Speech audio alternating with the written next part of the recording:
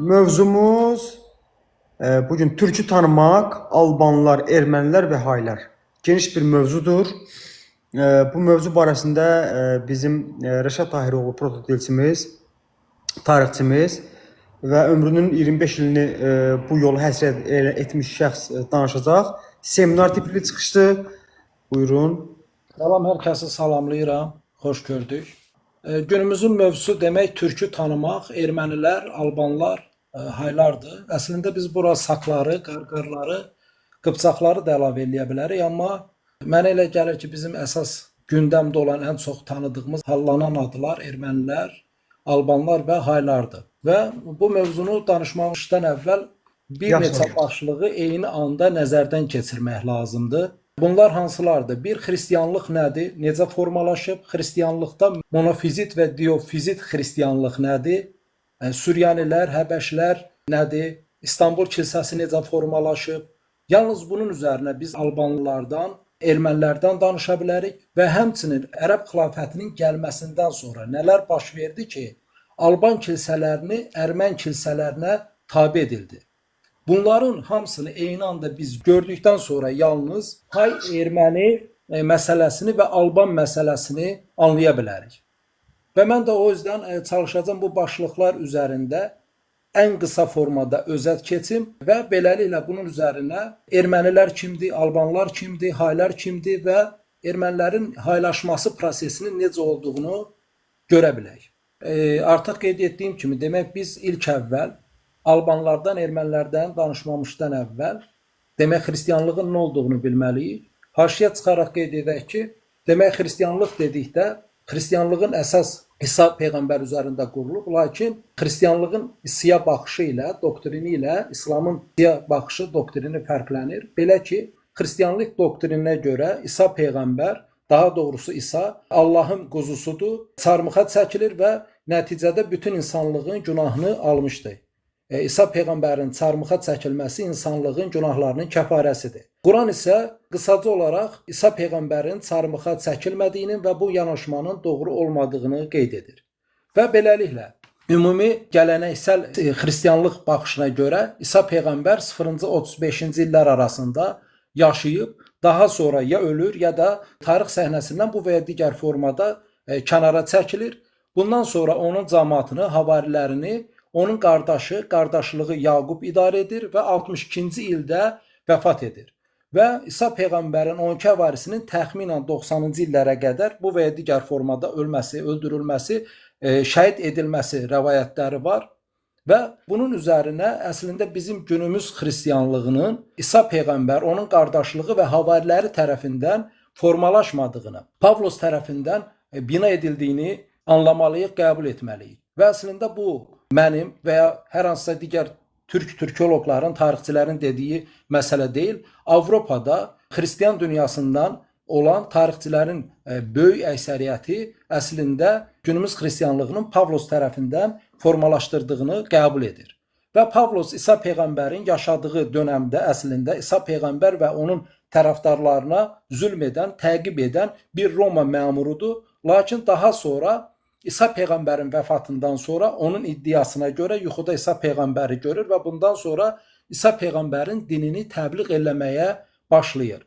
Lakin biz köhnə mətnlərə baxdıqda və tarixçilərin gəldiyi qənaətlərə baxdıqda görürük ki, əslində İsa peyğəmbərin vəfatından sonra onun cəmaatını idarə edən Yaqub və havariləri ilə Pavlos arasında bir qarşıdurma var.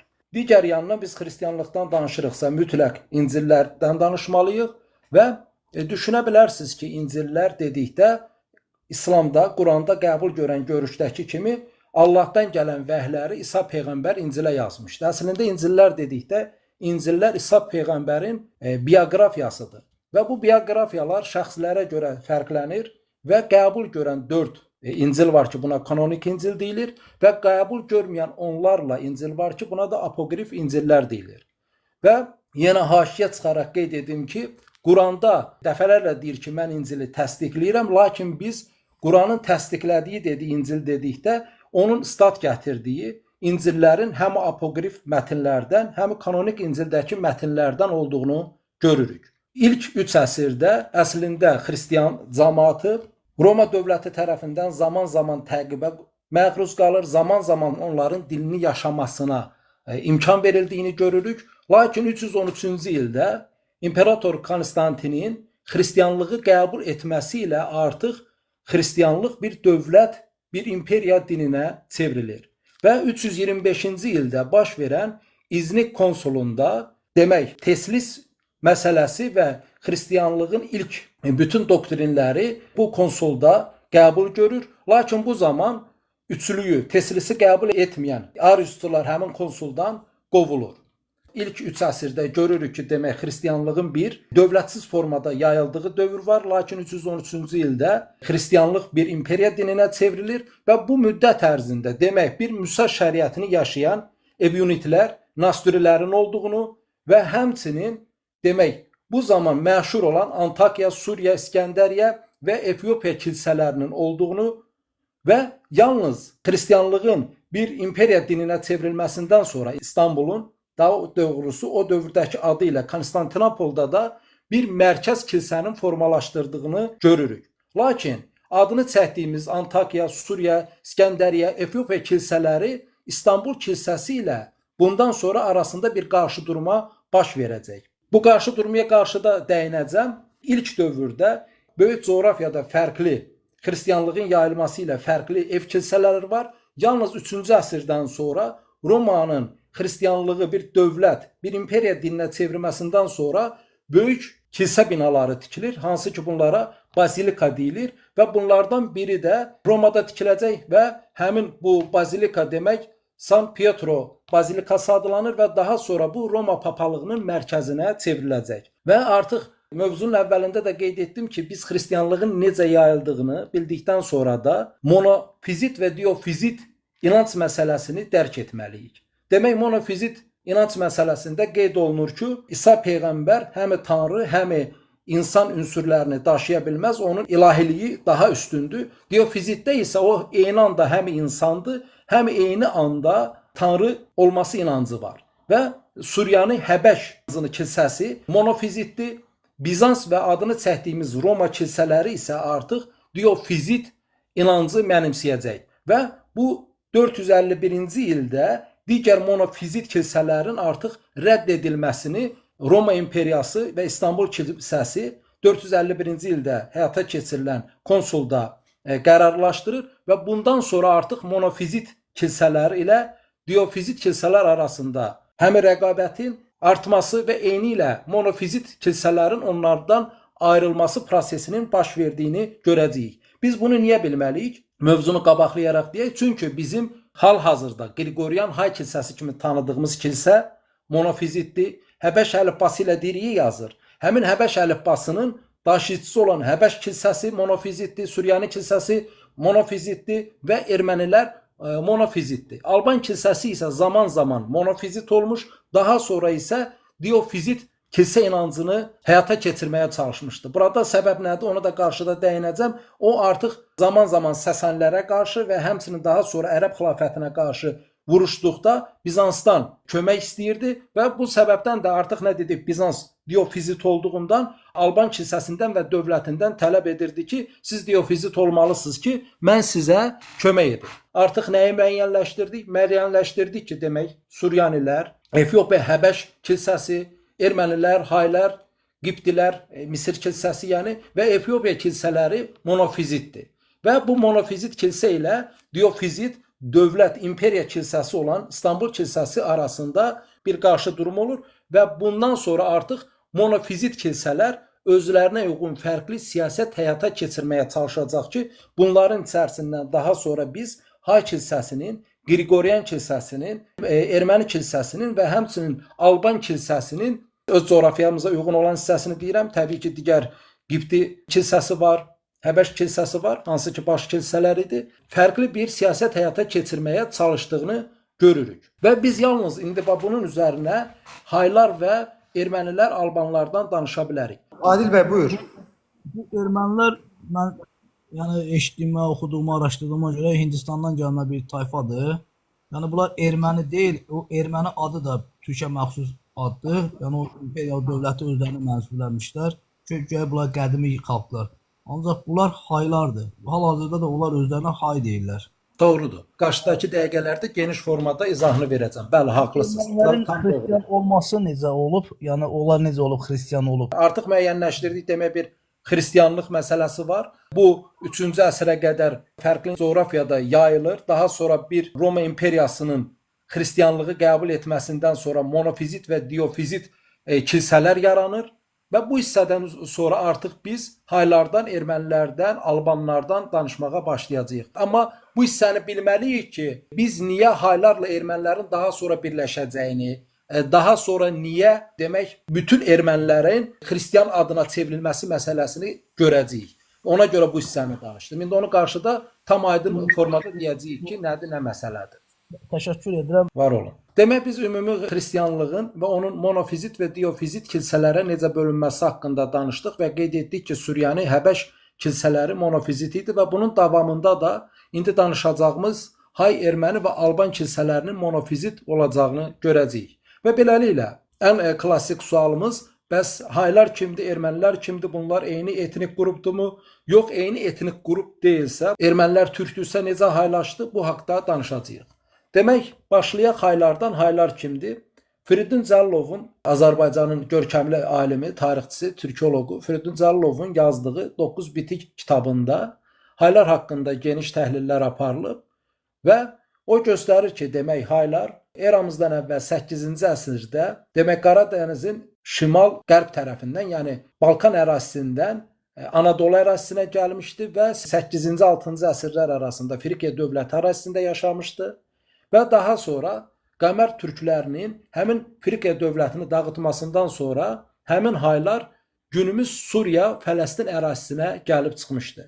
Və bu əraziyə gəldikdən sonra Hindistanda yaşayan qaraçıların bir hissəsi ilə birləşib bu Suriya, Fələstin ərazisində bir neçə əsr yaşamışdı. Eramızdan əvvəl 2-ci, 1-ci əsrdə isə demək Suriya, Fələstin ərazisi ilə Van gölünün alt hissəsində, cənub hissəsində bir ərazidə Subar türkləri ilə Ermən türkləri olan bölgəyə gəlib çıxmışdı.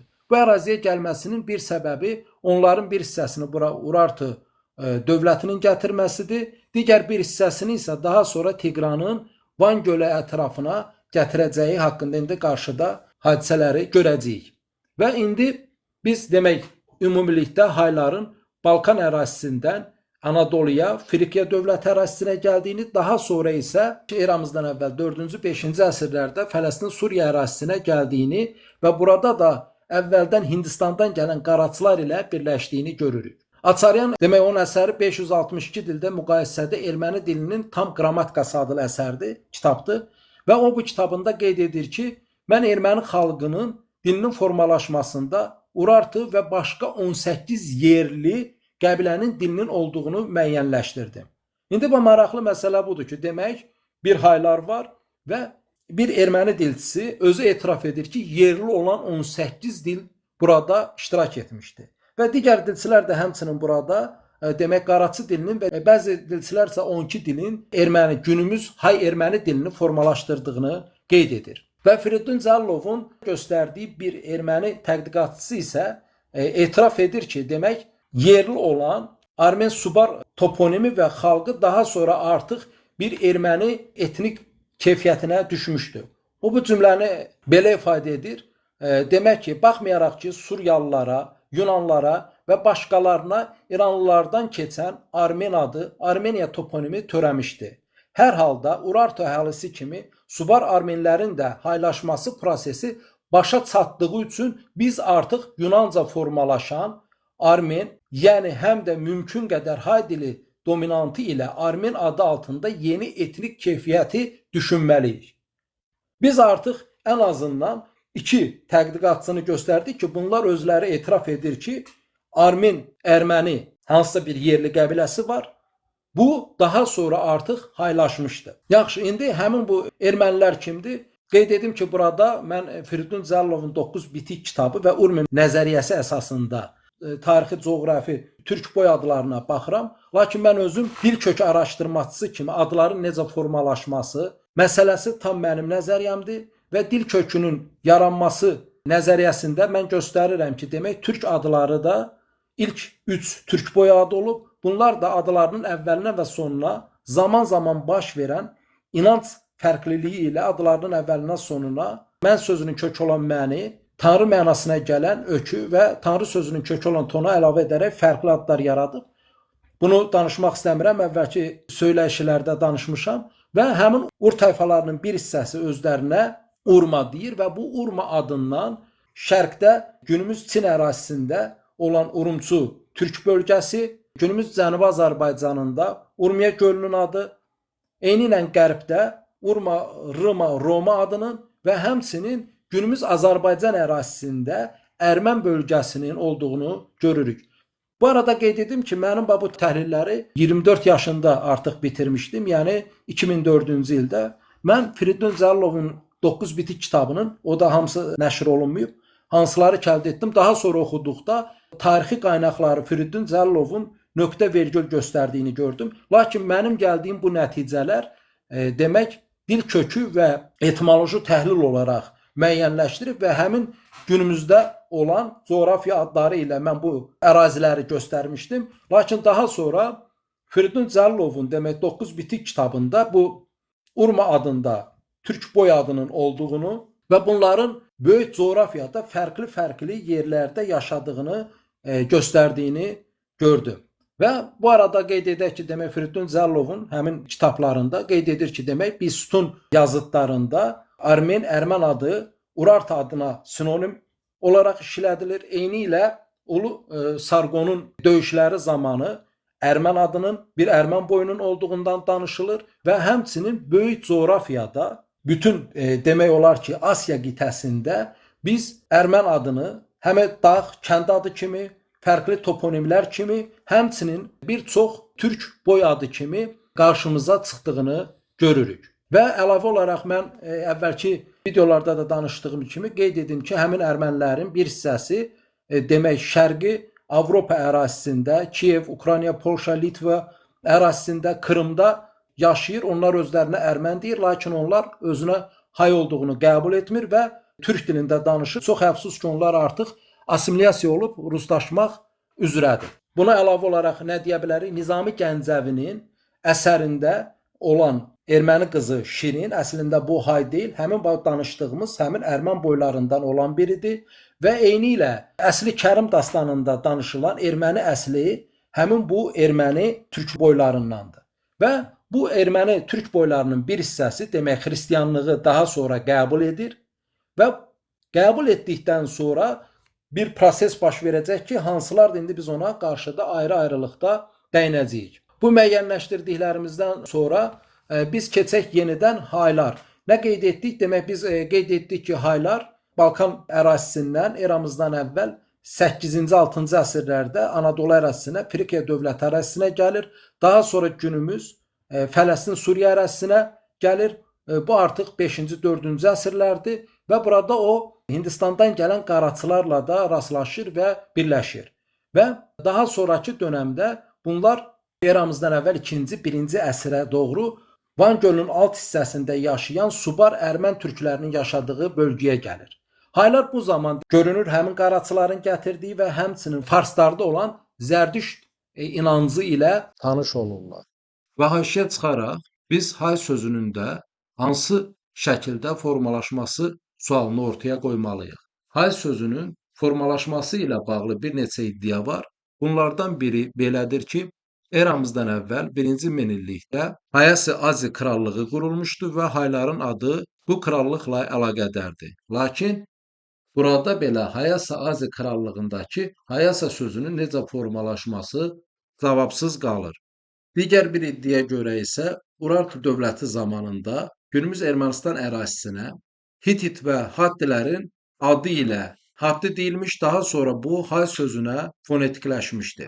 Digər bir versiyaya görə isə haylar qədim Frikiya dövləti ərazisinə gəldikdə burada günümüz Ankara şəhəri yaxınlığında olan Haymana şəhəri ətrafında yaşamış və Haymana şəhərinin adı ilə hay adlanmışdı.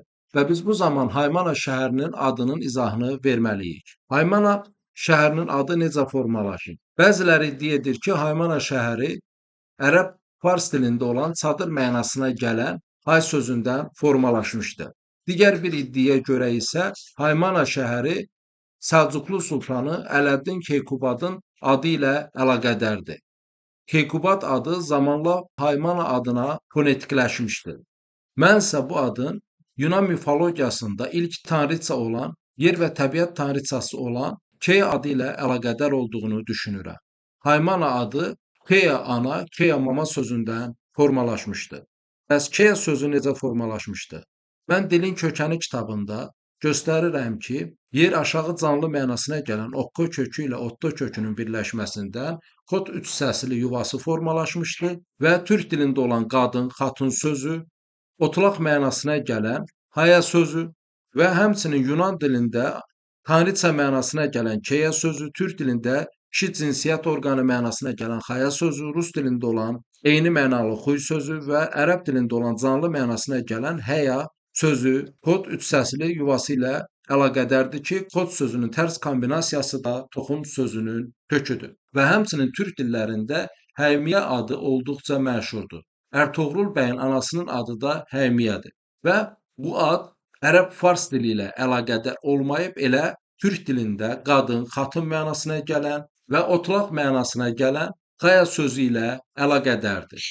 Və beləliklə haylar eramızdan əvvəl 8-ci 6-cı əsrdə Frikiya ərazisinə gəlmiş, burada Haymana şəhəri ətrafında yaşamış, şəhərin adı ilə Hay adlanmış və daha sonra günümüz Fələstin, Suriya, Livan ərazisinə gəlmiş, burada farslılar qaraçılarla tanış olmuş və farsların zərdüştlüyü və onun tanrısı olan Əhriman Hörmüz və tanrıçası olan Anahit ilə tanış olmuşdur. Burada onlar Əhrimana, Hörmüzə və Anahitə sitayiş edirdi.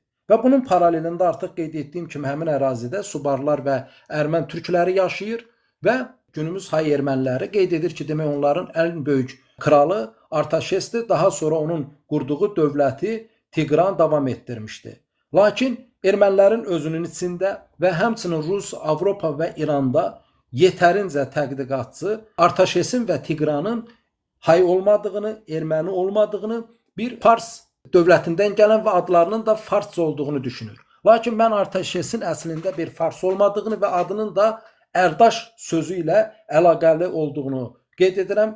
Qarşıda sual verilsə bu haqda danışarıq, lakin ümumilikdə demək, ermənilərin hayların qəbul etdiyi ilk dövlət Ərtaş zamanında qurulur və eramızdan əvvəl 70-ci illər ərəfəsində Tiqran öz adına qurdurduğu Tiqranaket şəhərinə, demək Suriya, Fələstin ərazisində yaşayan hayları gətirir. Demək bir Urartu dönəmində qismən hayların Van gölünə, Subar Ərmən bölgəsinə gətirildiyini, daha sonra isə Tiqran dönəmində gətirildiyini görürük. Artıq qeyd etdiyim kimi demək ermənilər bu dönəmdə hələ xristianlıq yoxdur, fikir verirsə eranın başlanğıcından 40 il, 50 il əvvəldir. Onlar demək zərdüştlüyün tanrılarına, Əhrimana, Hörmüzə, Anahitə sitayiş edir. Qədim erməni mənbələrində belə bir ifadə var ki, biz erməni panteonuna əlavə olaraq türk tanrısını əlavə etdik. Bu tanrının kahininin adı Paskamdır. Və bu haqda danışan Firidun Cəllov öz kitabında qeyd edir ki, buradakı Paskam əslində baş kam deməkdir.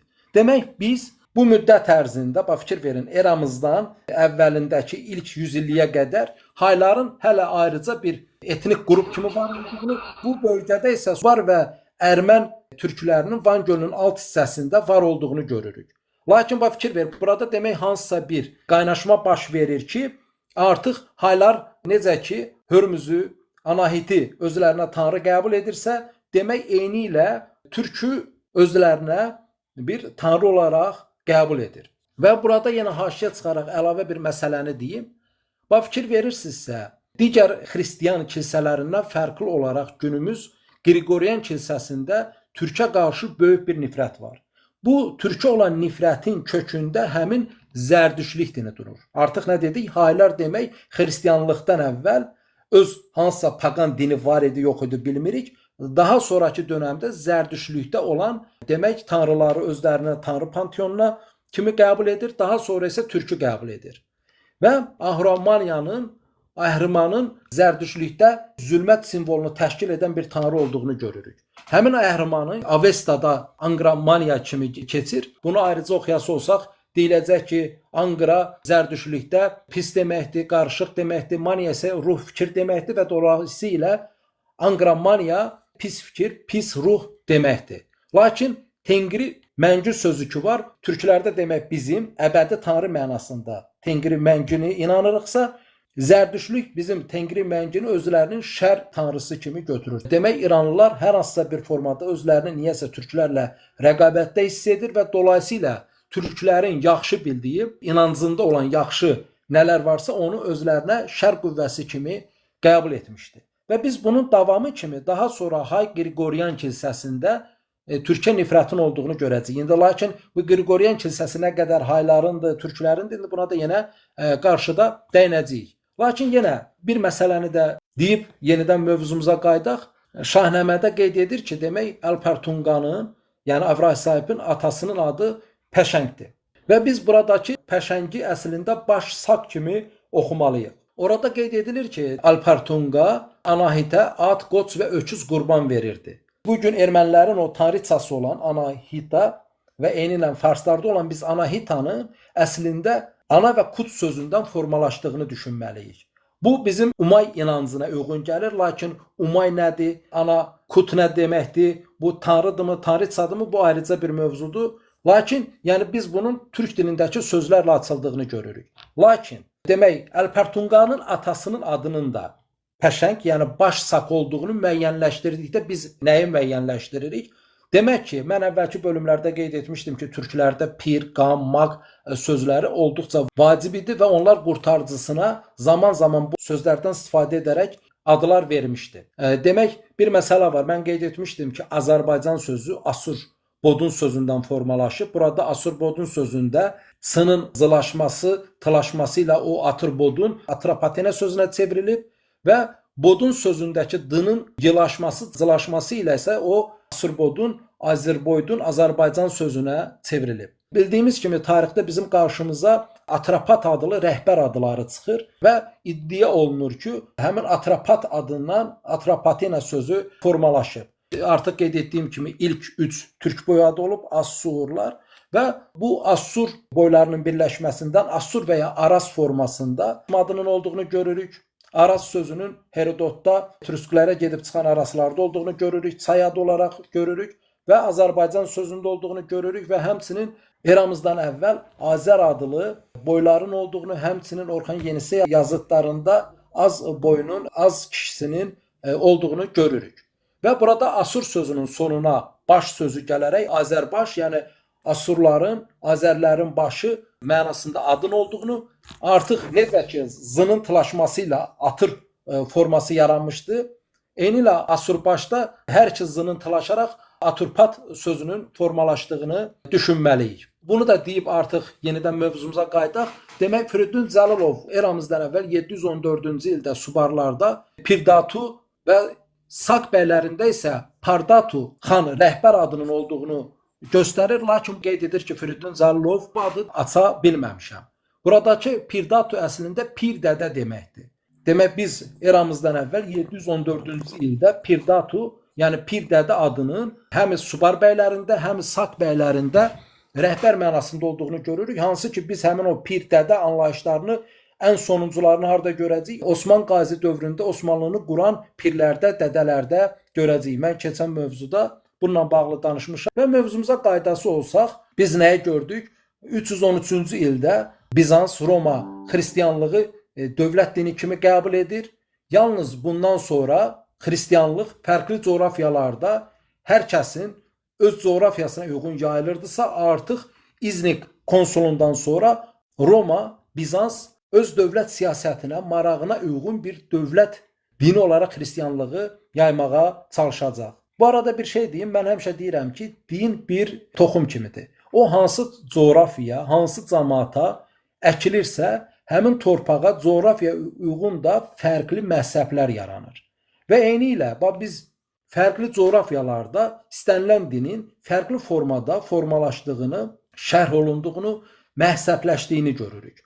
Və Romada xristianlıqdan əvvəl var olan pagan tanrılarını, Mitran günəş tanrısını İsa inancı ilə, xristianlığı ilə sintez edərək günümüzdə bizim bildiyimiz Roma imperiya dininə çevirmişdi. Və elə bu səbəbdən də biz əsl İsa'nın nə olduğunu kənara qoysaq, əslində İsa adı altında olduqca çoxlu pagan inancının və Mitriyan inancının olduğunu görürük. Elə bu səbəbdən də demək Rom imperiyası Diofizit bir inancı qəbul edirdi və bunun əksi kimi Suriya, Həbəş kilsələri isə monofizit bir inancı qəbul edirdi. Lakin biri dövlət dini də artıq böyük bir imperiyanın dinidir, digərləri isə xırda kilsələrdir.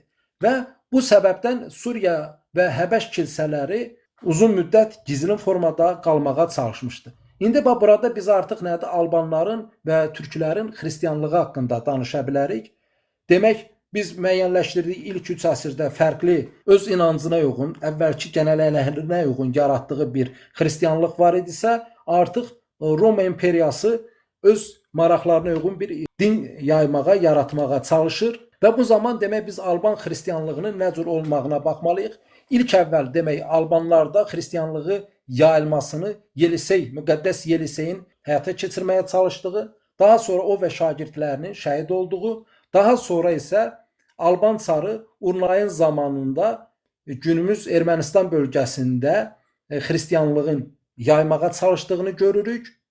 Və üçüncü mərhələ isə demək Parf xanı olan Anak bəyin oğlu Qriqorun, demək hansı ki biz onu indi Cərcüsi kimi Azərbaycanda tanınır, Qriqorun xristianlığı yaymağa çalışdığını, lakin daha sonra onun Masaget kralı tərəfindən öldürülərək yenə bu xristianlığın yayılmasına mail olunduğunu görürük və bundan sonra 2-ci Yezdəgir 439-50-ci illər arasında demək Alban ərazisini atəşpərəstliyi zorla yaymağa çalışır, lakin 487-ci ildə 2-ci Vaçenin qardaşı oğlu 3-cü Vaçakanın taxta çıxması ilə Albanda yenidən kilsələrin, monastırların tikildiyini və farsları ərazidən qovaraq xristianlığın yayıldığını görürük. Təxminən 4-cü əsrdə Suriya Həbəş kilsəsinin xristianlığının eyni ilə Ərmən, Hay, Alban bölgəsində bir xristianlığın yayıldığını görürük. Digər xristianlıqla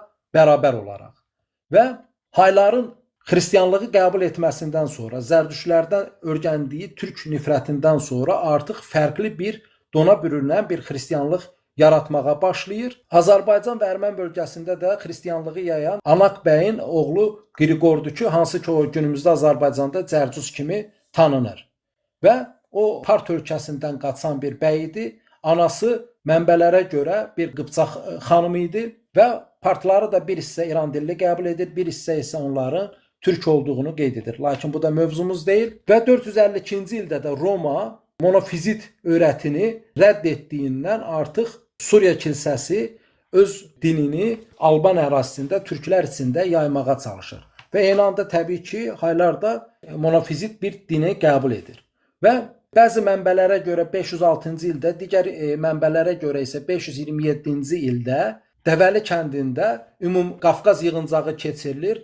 Gürcülər, Albanlar, Ermənilər və Haylar monofizit inancı kilsə inancına çevirəcəyini müəyyənləşdirir. Lakin daha sonraki dönəmdə demək ərəblər bu əraziləri gəlib tutması baş verir. Mənbələrdən müəyyənləşdiririk ki, Ermən kilsəsi xəlifəyə məktub yazaraq Albanların Bizansla əlbir olduğunu qeyd edir. Bu nə deməkdir? Demək artıq monofizit kilsə olan Albanlar artıq Bizansdan kömək istəyir. Bizans nə idi? Bizans monofizit öyrətini, inancı qəbul etmirdi, diofizit idi və o Albanlardan diofizit inancı qəbul edərsə kömək edəcəyini qeyd edir və bunun üzərinə demək ərəblər Albanlar ilə Bizans arasında əlaqənin yaranmasından qorxaraq Alban kilsələrini məhv edir, onun bütün yazılarını məhv edir. Daha sonraki dönəmdə də ermənilərlə Hay kilsəsi arasında bir birliyin qurulması baş verir və daha sonra Ermən sülaləsindən olan Sumbat Babəki sataraq müstəqil bir hakimiyyət əldə edir və bunun üzərinə Ermən hakimiyyəti bir müddət daha davam edir. Bax, bu müddətdə demək Suriya, Fələstin və Van gölünün alt hissəsində olan Haylar ilə ermənilərin birləşməsi və Hayların artıq Qafqaza da yavaş-yavaş ayaq açması baş verir. Yəni Babək dönəminə qədər hələ Haylar Qafqaz bölgəsinə ayaq açmamışdı. Yenə haşiyə çıxaraq nə qeyd edək? Qeyd etdik ki, monofizit inancın davamçıları Suriya, Həbəş Haylar, ermənilər, gürcülər idi. Ərəblər monofizit olan bütün xristianlara erməni deməyə başladı. Babəki ərəblərə satan Zumbatdan sonra da böyük bir Erməniyə canişinliyi qurdu və fikir ver, burada artıq hay ünsürləri ilə Ermən ünsürləri birləşərək Alban kilsəsindən fərqli bir siyasi gücə çevrilməyə çalışdı. Və ərəblər nə qeyd etdik? Bütün bu monofizitlərə erməni deyirdi. Və bu daha sonra düz günümüzə qədər davam edəcəkdir. Yəni xristian olan bütün türklərə biz erməni deməyə başladıq. Lakin bunu əvvəl nə üçün deyirdi? Monofizit olan xristianlar üçün deyirdi. Və bu dövrdə gürcülər də monofizit idi. Lakin onlar 11-ci 13-cü əsrlər arasında artıq monofizitlikdən vaz keçərək pravoslav inancını qəbul edir. Bundan sonra monofizit xristian türkləri onlara pravoslavlığı qəbul edənlərə gürcü deyir. Bildiyimiz kimi gürcülər özlərinə kartvelli deyir. Nə gürcülər onun nə olduğunu bilir. Və biz də əslində gürcü sözünün necə formalaşdığını bilmirik. Öz tədqiqat kitablarında Bəxtiyar Tuncay bəy qeyd edir ki, Alban dilində qorçu sözü bütpərəst deməkdir. Alban ədəbiyyatını geniş formada araşdıran və onun bir türk dili ədəbiyyatı olduğunu, türk-qıpçaq ədəbiyyatı olduğunu göstərən Bəxtiyar Tuncay bəy qorçu sözünün bir bütpərəst mənasına gəldiyini qeyd edir. Lakin o sözün hansı formada, niyə formalaşdığını bilmir. Yaxşı, bu qorçu sözü niyə bütpərəstdir və hansı sözdür? Mən əvvəlki bölümlərdə qor sözündən geniş danışdım və türklərdə bir qor günəş kültünün olduğunu, oradan kral, Qorqud dədə, Koroğlu, Zülqərneyn inanclarının hamısının ortaq bir kült olduğunu qeyd etdim.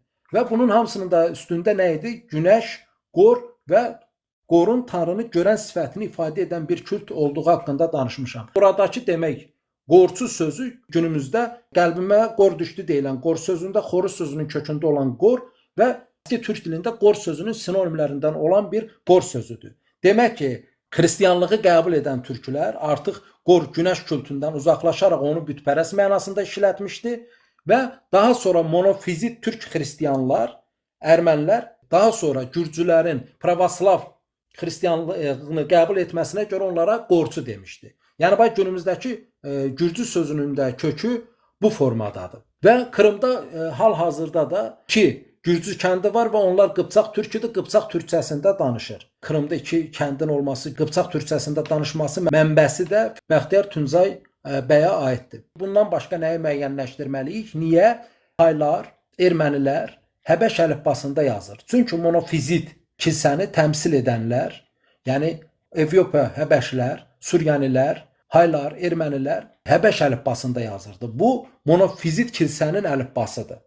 Həmin kilsəni təmsil etməyənlər, məsəl üçün katolik kilsəni təmsil edənlər Latin əlifbası ilə yazır, digərləri isə Yunan əlifbası ilə yazırdı. Və elə bu səbəbdən də demək, hay ermənilər Həbəş əlifbası ilə yazmışdı. Mən artıq haylardan danışdım, Urumlardan danışdım, Urma sözünün geniş coğrafiyaya yayılmasından danışdım. Urumçu, Urmiya gölü, qərbdə Roma, mərkəzdə günümüz Azərbaycan və qərbi Azərbaycan ərazisində ermənilərin olduğunu və onların Krım, Şərqi Avropa ərazisinə yayıldığını qeyd etdim. Yaxşı, bu Şərqi Avropaya ermənilər nə cür yayıldı? Artıq qeyd etdiyim kimi İslamı qəbul edilməsindən sonra Albanlar öz hakimiyyətini qorumaq üçün monofizit kilsə olmağına baxmayaraq Bizansdan kömək istədi və Bizans diofizit olduğundan Almanların diofizit kilsə olmasını tələb etdi. Və bundan xəbər tutan, daha doğrusu ermənilərin casusluğu ilə bundan xəbər tutan Ərəb xilafəti Albanları kilsələrini məhv etdi və oranı böyük erməni canişinliyinə çevirdi. Və bu zaman onlar ya ermənilərin içinə girməli idi, ya İslamı qəbul etməli idi, ya da ki digər bir hissə günümüz Şərqi Avropa ərazisinə və Krım ərazisinə qaçaraq orada yaşamışdı. Elə bu səbəbdən də günümüz Gürcüstan ərazisində 150-200 min Urumların olduğunu görürük. Onların türkçə danışıb xristian olduğunu görürük. Lakin bu ermənilər artıq Yunan diofizit kilsəsinə daha yaxındır. Digər hissənin isə Krımda, Polşada, Ukraynada, Latviya, Litviyada ərazisində yaşadığını və saylarının olduqca azaldığını artıq qeyd etdim. Bunun üzərinə nəyi müəyyənləşdirməliyik? Demək, Albanlar. Albanlar qədim türk boyadıdır. Alp sözündəndir. Alplar ölkəsi deməkdir. Və qədim mənbələrdə nə qeyd edilir? Demək, burada 26 dildə danışılır. Burada demək, ən böyük qət edəcəyimiz məsələlərdən biri nədir? Demək bu albanlar içində qarqarlar yaşayır, kəngərlər yaşayır, Uti türk boyları yaşayır, Sakalar yaşayır, Ermənilər yaşayır. Daha sonra mənbələrdə keçən Uti türk boylarını daha sonra günümüz Udinləri ilə eyniləşdiriblər. Lakin bunlar iki fərqli etnik qrupdur. Udinlər günümüzdə var olan fərqli bir etnik qrupdur və Uti adlı türk boy adları da olubdur. Və bu alban adlarını biz yenə Qazaxıstandan üzü Anadoluya, Qafqaz ərazisində və Cənubi Azərbaycan ərazisində 1000 illər boyu var olmuş bir ad olduğunu görürük. Və Alban sözünü biz həmçinin hansı formada rast gəlirik? Erməni mənbələrində Ağvan olaraq deyilir. Səbəb nədir? Səbəb budur ki, 11-ci əsrə qədər İran dilində L səsi olmayıb, onlar L-nı Ğ formasında yazıb. Və dolayısıyla Albanı onlar Ağvan formasında yazıb. Və daha sonra həmin Ağvanı da bilərəkdən və ya bilməyərəkdən Ağoğlana çeviriblər. Bugün günümüz Qarabağ ərazisində, Naxçıvan ərazisində olan çoxlu Ağoğlan monastırları var. Həmin o Ağoğlan monastırları əslində Ağvandır. Həmin Ağvan da əslində Fars fonetik yazılımıdır. Əslində Albandır. Və dolayısıyla haşiyə çıxaraq bunu qeyd edim. Çox qəribə olsa da biz Oğuz qalalarını Qız qalasına çevrildiyini görürük. Alban qalalarının isə Ağvan və daha sonra Ağoğlan qalalarına çevrildiyini görürük. Və düşünmək lazımdır ki, burada nə qədər qərəz var və ya bunu bilməyərəkdən edilibdir. Və təbii ki, tarixə baxdıqda heç nəyin təsadüf olmadığını da qeyd etməliyik. Mən artıq Alban adının çox böyük coğrafiyaya yayılmasından danışdım. Qazaxıstandan üzü Azərbaycana, bütün ərazilərdə olduğunu qeyd etdim. Və indi Albanla bağlı bir neçə məqamata toxunaq. Qeybullayev öz tədqiqatında qeyd edir ki, Alban tayfalarının içində qarqarlar da var və onlar Qıpçaq türkçəsində danışır. Və biz Akopyanın Albaniya, Aluang, Qədim Yunan, Roma və Qədim Erməni mənbələri adlı kitabında demək Qafqaz ərazisində, Anadolu ərazisində çoxlu kənd adlarının, toponimlərin qarqar formasında olması haqqında danışdığını görürük. Və mənbələrə baxdıqda görürük ki, Mesrop Maştatoş gəlir ilk əvvəl ermənilərə yeni bir əlifba düzəldir və albanlara isə əski alban yazısına əsaslanaraq bir əlifba düzəltdiyi qeyd olunur. Biz bu hadisənin 5-ci əsrdə yazıldığını, lakin bizim əlimizə çıxan bu mənbələrin 12-ci əsrdə redaktələrdən sonra əlimizə çıxdığını görürük. Lakin bununla belə bunu günümüz hay erməniləri qərəzli formada yazır və bu rus dilinə tərcümə olunur və rus dilindən daha sonra bizim Sovet dövründə, Alban tarixində, erməni tarixində tarix ədəbiyyat dərsliyi kimi danışıldığını görürük.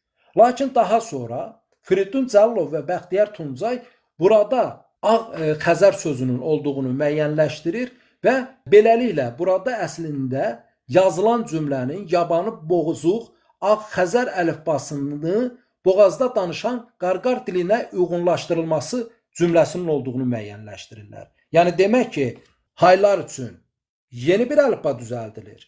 Albanlar üçün isə demək Ağ Xəzər əlifbası var imiş, onun qarqarlar üçün uyğunlaşdırıldığı məsələsi var. Və bildiyimiz kimi ən böyük iddialardan biri nədir? Albanların demək 52 hərfli bir əlifbası var. Bu məsələni geniş formada Bəxtiyar Tuncay bəy yazıbdır. Müəyyənləşdirir ki, demək buradakı 52 səsli Alban əlifbası deyilən bir əlifba yoxdur. Bu türk runik əlifbasıdır və bir çox əsər ortaya çıxıb ki, bunlar hamısı Qıpçaq türkçəsində yazılıb və bu Qıpçaq türkçəsi də günümüz Qazax, Özbək türkçəsindən daha çox bizim günümüz Oğuz türkçəsinə daha yaxın olan türkçədir. Yəni dolayısıyla qeyd olunur albanlar içərisində 26 danışan boy var.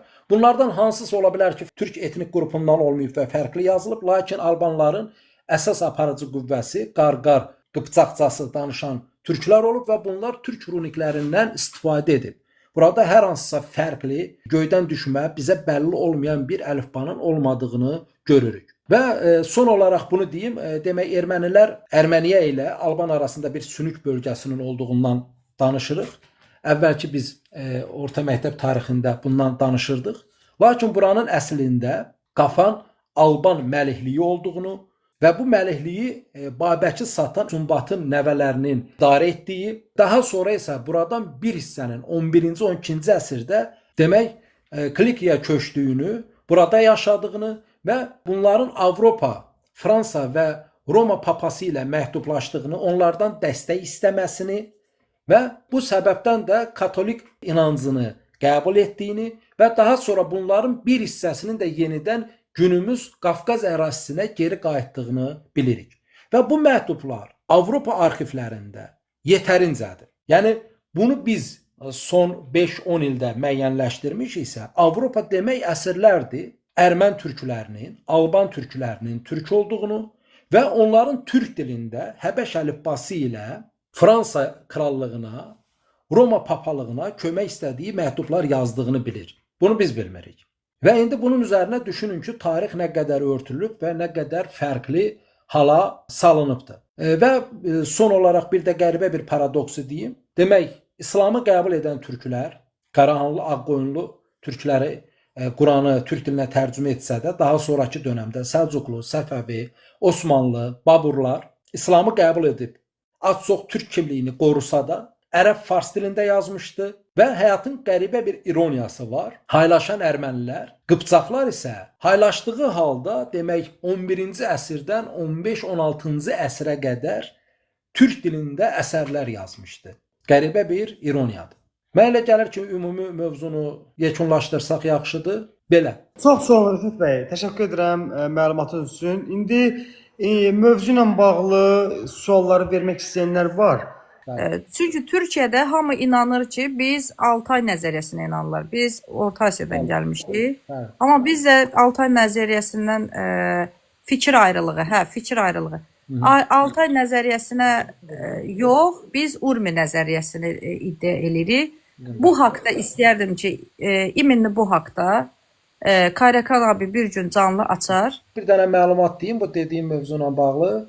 Azərbaycanda Firidun Cəlilov bu daş babalarla, ən qədim daş babaların günümüz Azərbaycan ərazisində var olduğunu, yəni 4-cü, 5-ci minillikdən günümüzə və daha sonra Sibir Altay ərazisinə getdiyini həmin daş babalara əsasən göstərir. Və bundan başqa bir də belə deyim, kurqan mədəniyyəti var da. Ən qədim kurqanlar Soyuqbulaq mədəniyyətidir. Azərbaycanda Akstafa ərazisindədir. Təxminən 5000 il yaşı var. Və həmin kurqan mədəniyyətinin də günümüz sonuncu minilliyə qədər demək Sibir Altay və şərqə qərbə yayıldığını görürük. Yəni kurqanın da içində həmin demək sümüklərdə aparılan DNK-dan onların bütün sümüklərinin hakim təbəqəni təşkil edənlər demək R1A, R1B haploqrupuna aid olduğu müəyyənləşdirilibdir. Və bundan da başqa ən qəribə bir məsələ nədir? Demək çatal höyükdə olan insanların da haploqrupunun 40-50%-ə qədəri yenə R1A, R1B formasındadır. Siz bu məsələlər elə bir məsələdir ki, insanların bəzi din məsələsi kimi də o bir var ağı, bir var inanc. Bir insana deyənməzsən də niyə inanırsan və ya inanmırsan. Bəziləri çox qəribə formada Sibir Altay nəzəriyyəsini qəbul eləməyə çalışır, amma sən bu kurqanları görməlisən, kurqanlardakı yaş fərqini görməlisən. Daha sonra artıq dediyim kimi əlifba məsələsini mən qarşıda ayrıca danışacağam. Oradan da görəcəyik ki, bu məsələlərin kök hamısı buradan çıxır. Urmiya nəzəriyyəsindən bağlı kitab yazılıb. Yəni bizim əlifbamız Sibir əlifbasına gəlir. Biz Sibirdən gəlmiş olsaydıq, bizim əlifbamız eyni olardı da bu Monqollarla. Belə onu da deyim Kayrakan bəy də eşitsin, onu bilsin o həmin məlumatı. Bizim demək əlifbanın kökü türk damğalarıdır. Aha, bəli. Həmin türk damğalarının da mən bir təhlilini verib göstərmişəm. İddia olunur ki, demək ilk əlifbanı finiklər yaradıb və həmin finiklər Hami Sami dili əsasında hərflərə ad verib və daha sonra bilinməyən min illərdə, bilinməyən kilometrləri aşaraq həmin finik əlifbası gəlib türk runik əlifbasına çevrilib. Lakin həmin o türk runik əlifbasını təhlilini verdikdə məlum olur ki, türk runik əlifbası daha mürəkkəbdir və finik əlifbası daha sadədir. Yəni belə deyim, hər hansı bir texnoloji inkişaf olduqda nə olur? Birinci o daha mürəkkəb olur, daha çətin olur və bunu qoy qırağa. Məsəl üçün günümüzdə keçən dəfə də demişdim, R hərfi. Türklərin o ər damğası Qobustan damğasının davamıdır. O daha sonra finik əlifbasına, daha sonra isə Latin əlifbasına çevrilibdir. İndi Qobustanda olan həmin o ər damğası, yəni insan rəsmlərinin yaşı 12 mindir. Mənim sualım sizə Rəşad bəy. Əlifbasınınsa yaşı 2500 il qəbul olunur. Göktürkə görə baxılanda da 1400 ildir. İndi yəni 12 min ildən üzü bu yana gedibsə, bu ər damğası sənin təfəkküründə olan bir damğa olmalıdır ki, sən birinci insan damğası çəkməlisən R formasında, yəni bu formada. Daha sonra onu stilizə edərək hərfə çevirməlisən. İndi onu bir ayrı qarşıda mövzu olaraq danışacağım, amma Mən istəyərdim ki, biz həmən Türkiyədə olan canlıda danışaq. Kayrakan abi, sən bunu eləcə mövzu olaraq dedim ki, yəni bu bəllidir də. Yəni biz bəzi insanlar sadəcə olaraq necə ki, özünü inancına görə körlüğə qoyur, bu cürdə görmür. Təbii ki, türklərin yenə deyirəm, adi bir misal çəkdim də, sonuncu misalı çəkdim ki, təsəvvür elə ki, ermənilərin bir hissəsi 12-ci əsrdə Kilikiyə gedib, türk olan ermənilər. Və bunlar türk əlifbası ilə 12-ci əsrdə təsəvvür elə, 15-ci əsrə qədər Fransa kralına məktub yazır. Roma papasına məktub yazır ki, biz də xristiyanıq, siz də xristiyansınız. Bizi kömək elə bu türklərin içində, bu o türk demir, müsəlmanların içində var ola bilək, yaşaya bilək. Xaçlı yürüşlərini də bilirsiniz. O xaçlı yürüşləri zamanı da onların müəyyən dəstəklər olur. Təsəvvür elə, yəni bu məktubları biz indi bilirik ki, sən demə bunlar ora türk dilində məktublar yazır. Həbəş əlifbasından türk dilində. Bunu amma Fransa, yəni öz arxivində var. Roma papalığının öz arxivində var. Biz bunları bilməmişik. Yəni dolayısıyla onlar bu dediyimiz məsələləri yəni əvvəlindən bilir. Sadəcə olaraq görməzdən gəlir. Kayrakan abi buyurun. burada kim lazımdırsa yerimiz var, istə yatın qəbul eləyək. Mikrofonu açın. Esenlikler dilerim. Reşat Bey hoş gelmişsiniz. Esenlikler verdiniz. Çox sağ olun, salamlar. Onur verdiniz. Benim size şöyle bir sorum var. Benim kökenim Akkoyunlu Devleti'nden, Evet. Uzun Hasan'ın torunlarındanım ben yani. Büyük atamız bizim o. Şimdi bu Akkoyunlu Devleti ile Azerbaycan'daki Türklerin bir kan bağı şey olarak, yani böyle daha ileri bir kan bağı var mı? Tamam, bütün Türkler zaten birbirleriyle akraba da hani derece farkları olur ya işte. Akkoyunlu Devleti çünkü bir kısım, devletin bir kısmı da Azerbaycan'ı da içeriyor diye hatırlıyorum ben, yanlış hatırlamıyorsam. Doğru, doğru. Onlarla böyle bir kan bağı var mı acaba şey olarak, yani daha yakın bir kan bağı? Mövzuya belə deyim. Bax, Ural Altayçıların qəbul etdiyi bir nəzəriyyə var ki, türklər 1071-də Azərbaycana gəlib. Mən o nəzəriyyəni qəbul eləmirəm və dolayısıyla bir Azərbaycanda eramızdan əvvəl bizə bəlli, hələ mənbələrcə bəlli olan 5-ci, 6-cı minillikdən üzü günümüzə yaşayan Subar bəyliyi olub, Kuman bəyliyi olub, daha sonra Kutilər olub, daha sonra Lulubilər olub və bunun üzərinə daha sonra Arratda dövləti olub, daha sonra Manna Midiya dövləti olub, daha sonra Albaniya və Asurbodun, biz ona Atropatena deyirik, dövləti olub. Bunlar hamısı türk dövlətləri olub. Təbii ki, bu dövlətin içində necə günümüzdə fərqli etnik qruplar var idisə, o dövrdə də fərqli etnik qruplar var. Lakin mənbələrcə bilirik ki, bu əraziyə eramızdan əvvəl təxminən 8-ci əsrdə Bars körfəzinə, Kəngər körfəzinə Aryanların əcdadları gəlir. Onlar daha sonra burada Bars türkləri ilə qarışır. Daha sonra Elam Susi şəhərini tutur və daha sonra isə demək Midiya dövləti zamanında artıq Əhəmənilər sülaləsi Kiaksar şahın hakimiyyəti üzərində çiçəklənir. Niyə belə başladım? Və daha sonra Bəraziyə demək Hunlar gəlir, daha sonra Oğuzlar gəlir. Yalnız daha sonra Qıpçaqlar, daha sonra Səlcuqlar gələcək. Və Səlcuqludan sonra da artıq sənin də dediyin kimi burada Ağqoyunlu dövləti qurulur, Qaraqoyunlu dövləti qurulur və biz Azərbaycan rəsmi dərslik tarixində Ağqoyunlu və Qaraqoyunlu'nun Azərbaycan dövlətləri kimi keçirik. Osmanlıda bilmirəm nə cürdür. Yəni və biz Ağqoyunlu'nu da özümüzünki hesab eləyirik, Qaraqoyunlu'nu da özümüzünkünü hesab eləyirik. Təbii ki, Osmanlı da bizimdir. Biz hamımız birik. Amma yəni dərslikdə keçilməsi mənasında deyirəm. Və biz ona görə Ağqoyunlu'nu heç vaxt yad görməmişik və Azərbaycan ərazisində yetərincə qoç heykəlləri var ki, bu qoç heykəlləri ta qədim dövrdən fərqli coğrafiyaya yayılıb, amma Ağqoyunlu, Qaraqoyunlu dönəmində bunun son dönəmidir. Yəni qoç heykəllərinin yayılmağı. O da Azərbaycan ərazisində, Qərbi Azərbaycan ərazisində çoxdur və eynilə Türk ərazisində də qoç heykəlləri həmin o gələneyin son davamçılarıdır. Bilmirəm suala cavab Peki, verə bildim. yok, çok net anladım ben sizi. Teşekkür ederim. Bir de şeyi soracağım. Siz az önce özür dilerim. Kurduğunuz cümlenin bir tarafında dediniz ki Gutiler ve Louis'ler. Bəli. Gutiler ve Louis'ler köken olarak Türkler mi yani? Proto Türkler mi? Kutilər bir dönəm Akkatları 100 il ərzində idarə etmiş bir dövlətdir və biz onu Firidun Cəllalovun Urmiya gölü nəzəriyyəsində Kutilərin türk olduğu qəbul görür. Ümumiyyətlə elə Azərbaycanın dərslik kitabında da Kutilər və Lulubilər Azərbaycan türkləri kimi keçilir. Ben neden sordum bunu? Sorma sebebim şuydu. Bir yayında Kürt kökenli birisinin işte Sümerlerin tabletlerinde Gutilerden bahsedildiğini, Gutilerin de Kürtlerin atası olduğuna dair bir isnatta bulundu, bir iddiada bulundu. Bilirsiniz necədir əziz qardaşım? Mən qeyd etdim də Akkatlarla 100 il idarə eləyib. Özə qəribədir Kutilərin idarə etmə sistemi demək o 100 il ərzində ilk dövrdə 6 ildən bir seçilən rəhbərlər idarə edir. Daha sonra bu 3 ilə düşür, daha sonra 2 ilə düşür, daha sonra 4-5 ilə düşən, yəni seçki yolu ilə. Bu seçki yolu bax türklərin Dədə Qorqud dastanında belə var. Yəni qurultaylar olur, toylar olur. O qurultay əvvəl toy deyilir. Toy sözü də əslində tikmək sözündən eyni kökdəndir. Yəni birlik, birləşmə.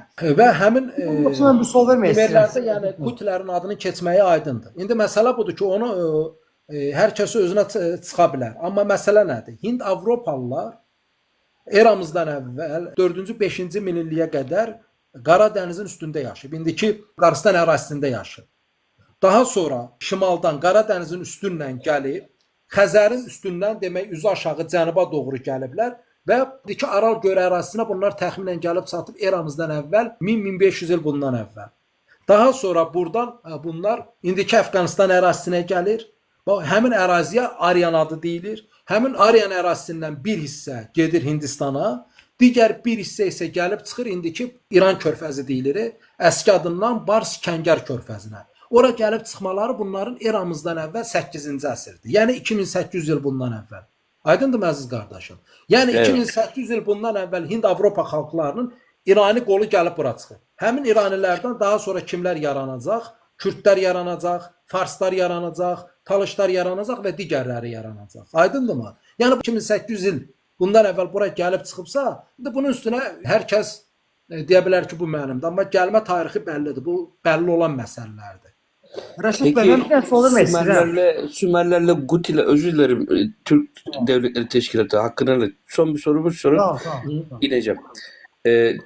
Kengerler, bizim Sümerler diye bildiğimiz esas ismi kendilerine Kengerler diyorlarmış. Bu sizin dediğiniz Kenger bölgesinden yola çıkarak o bölgeden mi çıktı diyorsunuz Sümerler? Yani Gutilerle bir akrabalığı var mı Sümerler, Kengerlerin? Məsələ necədir əziz qardaşım? Biz türk deyəndə bir türkdən danışmırıq da. Böyük coğrafiyaya yayılmış, çoxlu topluluğu olan türk tayfaları var və necə ki bayında fikir ver, bax Qazaxıstan, Özbəkistan, Qırğızistan, Azərbaycan, Türkiyə və fərqli coğrafiyaya yayılıb və fərqli coğrafiyada yaşadığına görə fərqli qonşuları var.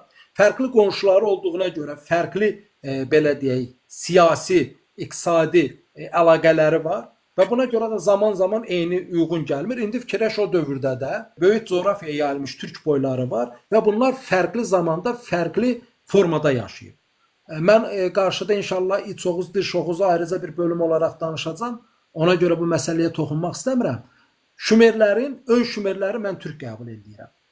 Və bayaq danışdım Urmiya nəzəriyyəsinin banisi Firidun Cəllov. Mən ona ustad deyirəm. O Şumerləri türk qəbul etmir. Amma nə deyir? O da deyir ki, Şumerlər bu əraziyə gəlib, hara gəlib? Kəngər körfəzi ərazisinə gəlib, Subar bəyliyi olan əraziyə gəlib və bu əraziyə gəldiyinə görə kənarlar onlara Subar sözündən Şumer deyib, Kəngərlərin ərazisinə görə ona Kəngər deyib.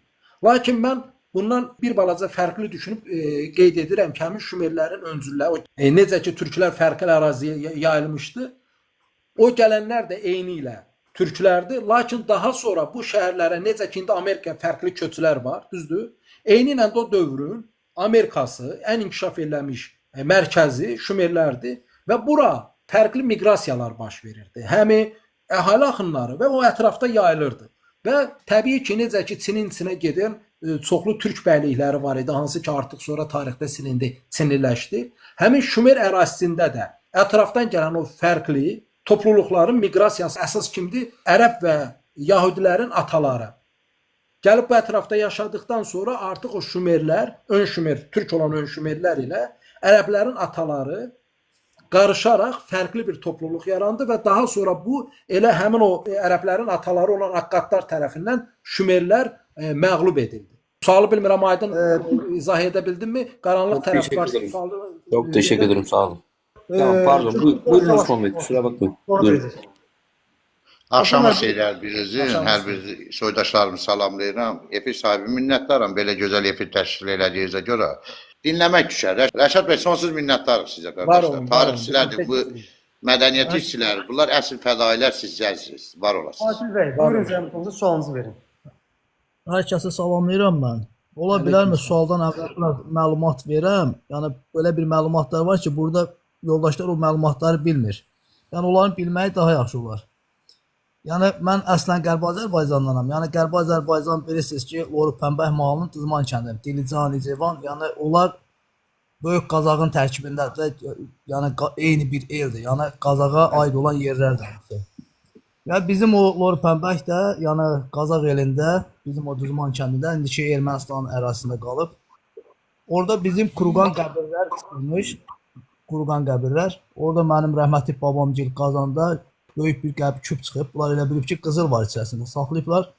Gecə Ruslar məlumat tutmasını, ermənilər məlumat tutmasını, bunu gecə başlayıblar çıxarma.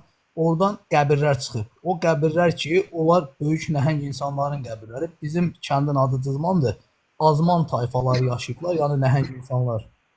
Yəni o Kuruqan qəbirlərdir, o baş qoç başlarıdır və abidələrin üstündə olan Orxan əlifbaları, yəni indiki o Ermənistan ərazisində də var o yer. Yəni siz bunu bilin, məlumat Ağstafa ilə yekunlaşmır. Yəni Ağstafa da Qazaq, yəni Mahalı böyük Türkiyə qədər Qazaq ərazisi gedib. Yəni yox, haklısınız. Mən Ağstafanı niyə dedim? Üzr istəyirəm, Qurbanları o Ağstafada mədəniyyət adı olaraq o cür keçir. Fikrimi tutun. Bir də dediyiniz o Kurqanı tutaq, gərək qazalar, sümüyünü müəyyənləşdirərlər ki, bəlkə o soyuq bulaqdan da qədimdir. Mən yəni o mənbə adı olaraq dedim. Yoxsa təbii ki, bayaq qeyd edəndə Qərbi Azərbaycanda çoxlu kurqanlar, qoç heykəlləri var, haqlısınız. Qədim qazıntılar var. Yəni sizin məlumatınız olsun deyə mən dedim. Yəni biz Ermənistanlarla beləcə Qazaqla eyni insanlarıq. Prosta Sovetlər dövründə o torpaqları Erməniyə verib Ermənistan yaratdı. Yəni Qazaqın İrəvanın verilməsindən sonra sözlə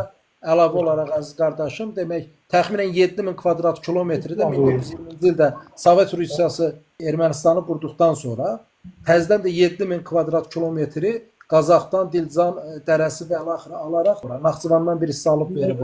Həmçinin də Loru Pənbəh mahalı oraya daxildir. Yəni Loru Pənbəh deyəndə Loru ev deməkdir. Pənbəh də qırmızı yanaq insanların yurdu deməkdir. Yəni bura qədim Qazağın torpaqlarıdır və Qazağın böyük bir ərazisini Sovetlər dövründə Ermənistanlaşdırıblar. Bu belədir. Yəni indi Qazaq hal-hazırda Aran Qazaqdır. Biz ora qışlağa gəlmişik. Yayda cəmaatımız o yerlərə yaylağa gedirmiş. Mənim sualım sizə ondan ibarətdir ki, bu ermənilər haylar deyək, onlar özlərinə hayes türkes, yəni bizə türk, o özlərinə hay deyirlər. Haylar bu dediyiniz coğrafiya nə vaxt və hardan gəlib? Qaraçılarla birləşməmişdən qabaq. Sual üçün çox sağ ol. Onda o dediklərimi qısaca 1-2 dəqiqədə çalışım özətləyim və davamını verim. Nə müəyyənləşdirdik? Demək, haylar eramızdan əvvəl 8-ci əsrdə Balkanlardan Anadoluya gəlir. Anadoluda Frikiya dövləti tərkibində yaşayır və eramızdan əvvəl 6-cı əsrdə Qamər türkləri Frikiya dövlətini dağıtdıqdan sonra onlar günümüz Suriya, Fələstin ərazisinə gəlir və Qaraçılarla birləşir və eramızdan əvvəl 2-ci, 1-ci əsrdə Van gölünün alt ərazisinə gəlir və burada Subar və Ərmən türkləri ilə bir bölgədə yaşayır. Demək, Zərdüştlüyü qəbul edirlər. Burada Əhrimana, Hörmüzə, Anahitə sitayiş edirlər. Daha sonra isə onlar demək hansısa siyasi proseslər baş verir. Ermənilərlə bir yerdə yaşayır. Bu indi bu gün üçün sizin üçün qəribə gələ bilər. Fərz eləyək, məsəl üçün İraqda yaşayan türklər məcburdur ki, İraq dövlətinin tərkibində hansısa siyasi maraqlarını qorusun və digər buna bənzər hallar. Və daha sonra xristianlığı qəbul etdikdən sonra demək bunlar monofizit xristianlığı qəbul edir və ərəblərin gəldiyi dövrdə demək Haylar, Ermənilər, Albanlar hamısı monofizit xristianlığı qəbul etdiyinə görə onların hamısına Ermən deyilir.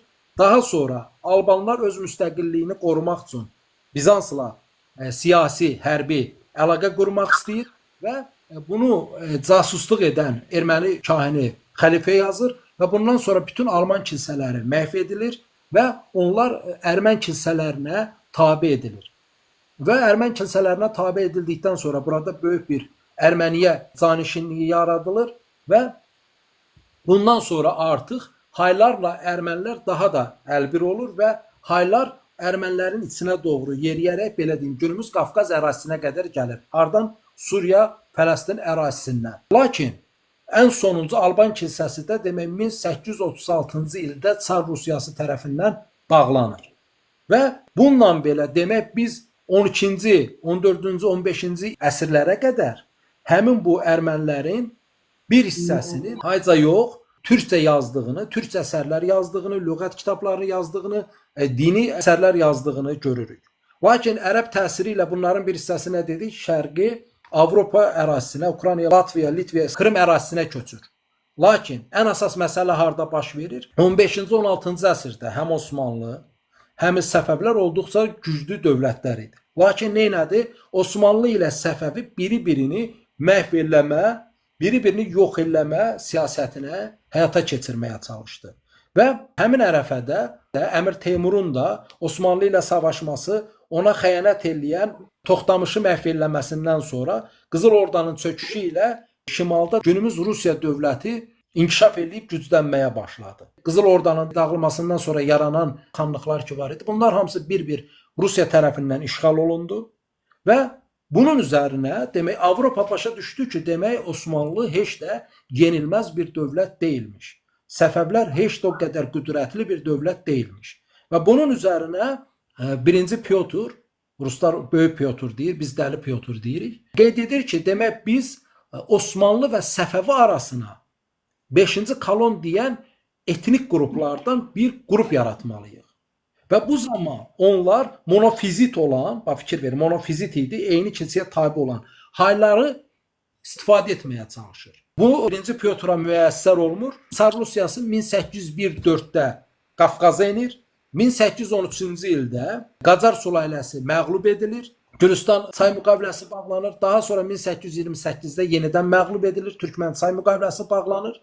Və bu müqavilələrin şərti kimi qeyd edilir ki, İraqda, Suriya, Fələstində yaşayan Haylar günümüz Van və İrəvan, Qarabağ, Naxçıvan ərazisinə köçürüləcək. Qacarlar dövləti də məğlub olduğundan deyir baş üstə. Eyni ilə bir il sonra 1829-cu ildə Osmanlı Çar Rusiyasına məğlub olur və yenə Çar Rusiyasının müqaviləsinin şərtlərindən biri buydu ki, Suriya, Fələstin ərazisində yaşayan Hayların sərbəst formada Naxçıvan, Qarabağ, İrəvan ərazisinə köçürülməsini təmin etməlisən. Və nəticədə, bax fikir ver, biz bayaqdan deyirdik, Haylarla ermənilər monofizit xristianlığı ətrafında birləşdi nə zamanda? Ərəblərdən sonra. Lakin bununla belə Qafqaza gələn Haylar olduqca az idi. Bu nə zaman baş verdi əsas? 1828-29-cu ildə Osmanlının və Səfəvinin məğlub olmasından sonra. Bu məğlub olmadan sonra günümüz Naxçıvan, Qarabağ, Borçalı, İrəvan ərazisinə və biraz da Van və Trabzon ərazisinə Haylar köçürüldü. Və bu Haylar erməni dilini, yəni günümüz Qıpçaq türkçəsini, türkçəni bilmir. Bunlar Hay idi. Və daha sonra bu Haylarla ermənilərin vəhdəti təşkil olunmağa çalışdı. Lakin bu vəhdət belə 1940-cı, 60-cı, 70-ci ilə qədər davam edən bir prosesdir. Yəni 1-ci Dünya müharibəsində bu Hay erməniyə qatırlar, qırırlar və axır başlarına min oynatırlar ki, həmin bu türk olan ermənilər haylaşdırılsın. Kastin McCartin var, tədqiqatçı, Amerika tədqiqatçısı. O qeyd edir ki, demək 1828-dən 1920-ci ilə qədər 500 min ilə 650 min arasında da insan köçürülübdür. 1-ci Dünya müharibəsində bu ərazidə nə qədər türkün qırıldığı bəlli deyil. Yəni 1-ci Dünya müharibəsində burada türksüzləşdirmə əməliyyatı aparılır. Eyni ilə 1828-dən 1920-ci ilə qədər bura Hay əhalisi gətirilir. Bunlar daha sonra ermən türkləri Haylarla sintez olunur, zorla qız alınır, qız verdirilir. Aydındır əzizlər. Və bundan sonra təsəvvür elə ki, 500-600 min sayında insan köçürülübdür. Günümüz İrəvan, Qarabağ, Naxçıvan ərazisinə. Yəni Qafqaz ərazisinə. Demək 1920-ci ildən günümüzə dünya əhalisi 8 dəfə artıb. Bilmirəm izah eləyə bilirəmmi? Yəni əvvəl 1 nəfər olan insanın sayı indi 8-dir. Yəni 1920-ci ildə təxminən 1 milyard 200 milyon əhali var idi. Günümüzdə 8 milyard əhali var. Demək nədir əhali 8 dəfə artıb. Düzdür? İndi təsəvvür elə ki, Suriya-Fələstin ərazisindən günümüz Qafqazına 500 min əhali gətirilibsə, demək ki, o bu günü artaraq 8 dəfə artıb. İndi təsəvvür eləyin günümüz Ermənistan ərazisi, Gürcüstan ərazisi, Azərbaycan ərazisində nə qədər erməni yaşayır? Hay erməni. Təxminən 4 milyon. Fikrim aydındırmı? Demək ki, bunların sayını çıxardanda belə məlum olur ki, bu ərazidə o dövrdə belə olduqca az hay yaşayıb. Bununla belə hay ermənilər arasında aparılan DNK analizində məlum olur ki, Qarabağda yaşayan hayların, hay ermənilərin haplog qrupunda R1A, R1B 40-45%-ə qədərdir. R1A, R1B də türklüyü təmsil edən haplog qrupdur. Ermənistanda yaşayanlarda 20-25%-dir. Bu özü göstərir ki, demək bunlar nədir? Haylaşdırılıbdır. Və indi başqa bir məqama toxunaq, bununla tamamlayım. Bayaq nə dedik? Biz müəyyənləşdirdik ki, demək orta əsrlərdə olduqca çoxlu Həbəş əlifbasından yazılan mətnlər var, lüğətlər var, dini mətnlər var ki, bunlar biz indiyə qədər erməni mətnləri adından bilmişik. Bu gün müəyyənləşdiririk ki, bunlar sən demə hay mətnləri deyil. Qıpçaq türkçəsində, özü də günümüz Oğuz türkçəsinə yaxın Qıpçaqcasında yazılan mətnlərdir. Və bunun üzərinə Türkiyədə yaşayan dostlar, bilmirəm izləyirsiniz ya yox, amma Türkiyədə hal-hazırda yaşayan ermənilər bir çox kitablar çap elədir və bu kitablarda onlar əslində onu təbliğ eləmək istəyir ki, biz zülm çəkmiş bir etnik qrupuq, amma bu təbliğatda onlar gözəl bir sirri ələ verir. Nəyi ələ verir indi deyəcəm. Onlar yazdıqları kitablarda bir çox televiziya verilişində və media verilişində bilirsən nə deyir? Bunlar deyir ki, biz 1940-cı, 50-ci, 60-cı ilə qədər erməni dilində danışa bilmirdik. Biz türk dilində danışırdıq. Yalnız bizim uşaqlar Qriqoryan kilsəsinə gedərək erməni dilini öyrəndi. İndi məsələ nədir? Biz müəyyənləşdirdik ki, erməni deyilən bir dil yoxdur da, bu hay dilidir. Yəni dolayısıyla nəyi müəyyənləşdiririk? Hətta Türkiyədə yaşayan, hətta Azərbaycanda yaşayan ermənilərin böyük əksəriyyəti hay dilini bilməyib, onlar türk olub. Onlar xristiyan olduğundan, monofizit xristiyan olduğundan onları anladıblar ki, siz haysınız. Və dilimizi bilmirik, dilimizi bilmirsiniz çünki türklər pisdir, sizə zulm edib, siz dilinizi unutmusunuz. İndi zəhmət çəkərsiniz, gedərsiniz məktəbə, gedərsiniz kilsəyə və orada hay dilində danışmağı öyrənərsiniz. Və proses bu cür baş verir. Bunlar əslində özləri öz əli ilə əslində məsələni ortaya qoyur. Qızlar Mazaru danışacaq. Qaldı ki, Zəngəzur məsələsinə Adil bəy 1921-ci ildə Zəngəzurdan 6700 kvadrat kilometr ərazi verilib. 23-cü ildə Qarabağı ermənilərə gələcəkdə vermək üçün 23-cü ildə orada Qırmızı Kürdistan deyilən bir dövlət qurulub, dırnaqarası və 28-ci ildə Qubadlının Əyin kəndinin cəmaatı ayağa qalxaraq çoxlu qan tökülüb burada.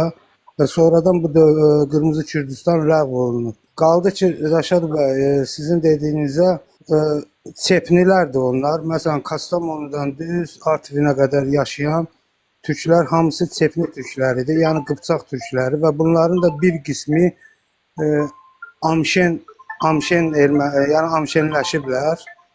Hətta indi amşen ermənilərin dili Ermənistan ermənisinin dilinə uyğun gəlmir. Və 1829-cu ildə bəli düz vururladınız. Həmən amşen ermənilərin bir qismini indiki İrəvan və Naxçıvan ərazisinə köçürdüblər. Ancaq qaldı ki, ermənilərin gəlməyi, ermənilər Balkanlardan Kilikiyaya gəliblər, Hayasa şəhərinə. O Hay adını da o şəhərdən alıblar bunlar. Sonra Urartuya köç eləyiblər. Amma Hindistandan gəlmə, çoxu deyir Hindistandan gəlmə, onlar Boşa qaraçılarıdır. Boşa qaraçıları, yəni İranın, indiki İran və Azərbaycan arasında bunlara Boşa deyilir. Türkistana, Orta Asiyaya köç eləyən qaraçılara bunlara Lülə adını qoyublar orada. Avropada bunlara Lom adını qoyublar. Ancaq İranda və Azərbaycanda Albaniyaya köç edən qaraçılar erməniləşiblər. Yəni erməni Qriqoryan dinini qəbul ediblər. Bəli. Və indi də Qarabağ ermənilərinin demək olar ki, bir 20% həmin o Boşa qaraçılarıdır. Ona görə də Ermənistan, Amşen erməniləri bu Boşa qaraçılarını qəbul eləmirlər. Orada 3 qrup erməni var. Biri Amşen erməniləri, biri Rəşad bəyin vurğuladığı ermənilər, onu düz vurğuladı və biri də sonradan erməniləşən o qaraçılardır. Amma Boşallar erməni deyil, onlar qaraçıdır. Tamam farklı, başqa millət tayfadır. Bir söz deyim, buyurun təzədən davam edeyim. Məsələ budur. Mən burada sadəcə olaraq hansı hissəyə toxundum? Haylarla ermənilər məsələsinə toxunuram. Çünki mən orada qaraçılar bir o qədər önəmli deyil. Onlar bir-birini qəbul edir, eləmir. Fikrimi tutdunuz. Mən ona görə dedim ki, bir balıq Qarastandan gələn hissə var. Demək, bu ermənilərin erməniləşməsi mərhələləri var da. Biri bu Urartu dönəminə qədər olan mərhələdir. Sonra bir Ərəb dönəmində olan mərhələdir. Daha sonra bir, indi sualda cavabını verdiniz, fikir verdim. Mən onu danışanda mövzuda deməmişdim, sual üstünə dedim. Bir 1828-1920-ci ilə qədər olan proses var. Və bir də Birinci Dünya müharibəsindən sonra demək 43-45-ci ildən 48-53-cü ilə qədər İranda yaşayan, Suriya, Fələstində yaşayan Sovet dönəmində yaşayan ermənilərin yenidən İrəvan ərazisinə köçürülməsi və bunun davamı kimi də günümüz Ermənistan ərazisində, Respublikasında yaşayan Azərbaycanlıların köçü baş verildi. Mikoyan dönəmində Rusiyanın, Sovetin, Stalinin imzası ilə. Yəni fikir verirsinizmi? 1948-53-cü ildə Ermənistanda yaşayan, qədim, yerli sakin olan Azərbaycanlılar Ermənistandan köçürülür və eyni ilə İranda və Suriya, Livan ərazisində yaşayan hayları isə gətirirlər Ermənistan ərazisinə. Yəni dolayısıyla burada haylaşdırılma mərhələsinin bir çox məqamı var, Mən sadəcə olaraq burada əsas hayların dini, inancı, ermənilərlə birləşməsi hissəsini danışdım. Və əvvəldə yalnız 2 dənə mənbə verdim. Orada nə dedilər? Dedilər ki, hay dilinin formalaşmasında 18 qəbilə iştirak edir. İndi 18 qəbilənin mən burada durub hər birini danışmağın mənası yoxdur, mənə elə gəlir. İndi təbii ki, qardaş bilir, dost səni danışır, ona bir sözüm yox. Yəni mənim üçün maraqlı olan orada haylar, ermənilər, albanlar idi. Fikrim aydındır mı?